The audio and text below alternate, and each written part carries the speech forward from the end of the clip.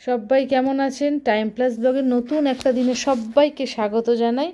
আজকে সব কাজবাজ কমপ্লিট। সুব্রত আর ছেলে চলে গেছে যার যার কাজে, আর আমি এখন আমার এই সাজুগুজু জায়গাটাকে পরিষ্কার পরিচ্ছন্ন করছি। এই ড্রেসিং টেবিলটা আমার না, শাশুড়ি মার। উনি এখন ব্যবহার করে না, এখন আমি এটার মধ্যে সাজের জিনিসপত্র রাখি, আর মাঝে মাঝে পরিষ্কার করতে হয় না, তাই জন্য আজকে পরিষ্কার করতে বসেছি। আর এত সাজের জিনিস থাকলেও আমি কিন্তু সবসময় এই সাজের জিনিস ব্যবহার করি না। কিছু কিছু জিনিস আমার পরে থাকতে থাকতেও নষ্ট হয়ে যায়, আর আজকে তাই জন্য ভাবলাম কি একটু ড্রেসিং টেবিলটা পরিষ্কার পরিচ্ছন্ন করে নিই। এলোমেলো হয়ে আছে আর প্রচণ্ড ধুলোও জমছে, তাই জন্য এগুলো পরিষ্কার করব। আর খালি যে কৌটো বাটাগুলো আছে সেইগুলোকেও সব সুন্দর করে বাদ দিয়ে দেবো, আর বাদবাকি জিনিসপত্র যা আছে সেগুলোকে গুছিয়ে রেখে দেবো। তাই জন্যই ড্রেসিং টেবিলটা নিয়ে বসেছি। আর এই দুখানা লিপস্টিক আমি মেগলিন থেকে কিনেছিলাম, এখনও ব্যবহার করতে পারিনি, জানি না কবে ব্যবহার করব, একদিন নিশ্চয়ই করব। আর এই যে টিপ রাখার পাতাটা আছে না, সেটা খালি হয়ে গেছে, আর তার উপরে আমি আমার সিঁদুর কৌটোটা রাখি, যাতে তোমার সিঁদুর এদিকে ওদিকে না পড়ে।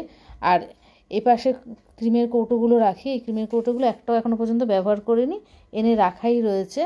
মাঝে মাঝে দেখি গুছিয়ে টুছিয়ে আবার রেখে দিই। এরমভাবে থাকতে থাকতে হয়তো নষ্টই হয়ে যাবে, আমার আর ব্যবহারের হবে না।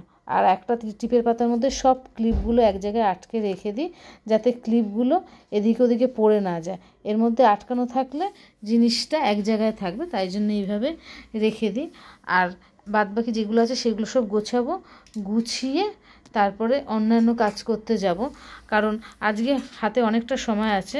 আর মামারও আজকে আসার কথা আছে, জানি না মামা কখন আসবে। আমি আমার কাজগুলো একটা একটা করে সেরে নিই। আর ড্রেসিং টেবিলের কাজটা মাঝে মাঝে একটু মুছে দিতে হয়, তাই মুছে দিলাম। আর এখন আমি একটু আখের রস খাবো, আমাদের নিচে প্রায়ই আখের রসের গাড়ি আসে, আজকে একটু খেতে ইচ্ছে হচ্ছিলো তাই নিয়ে নিলাম। আর এখন আমি চিরুনি পরিষ্কার করব, চিরুনিগুলোও একটুখানি হাতের সাথে সাথে পরিষ্কার করে নিই। যখনই ড্রেসিং টেবিলটা মুছি তখনই চিরুনিগুলো পরিষ্কার করে নিই। আর ড্রেসিং টেবিলের মধ্যে এতটাই ধুলো হয় যে চিরুনিগুলো খুব নোংরা হয়ে যায়।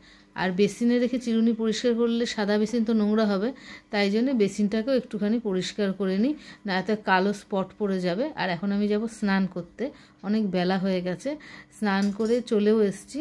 আর এই দেখো এখন একটুখানি ক্রিম ট্রিম মাখেছি, এখন শীতকাল তো স্নান করার পর স্কিনে একটু টান ধরে, তাই জন্য একটু ক্রিম ভেজলিন এইসব ঠোঁটে লাগিয়ে নিই। তবে আমি কিন্তু এখানে বাম লাগিয়েছি। আর এখন ছেলের জন্য জল গরম বসাবো, তাই সেটা রেডি করে রাখছি, ও এসে তাহলে তাড়াতাড়ি করে স্নান করে নিতে পারবে। আর এই রসুনগুলো বন দিয়ে গেছিলো, সেইগুলো রোদে দিয়েছিলাম, এখন এই বয়ামটার মধ্যে ঢুকিয়ে রাখবো, রেখে জানলাগুলো বন্ধ করব।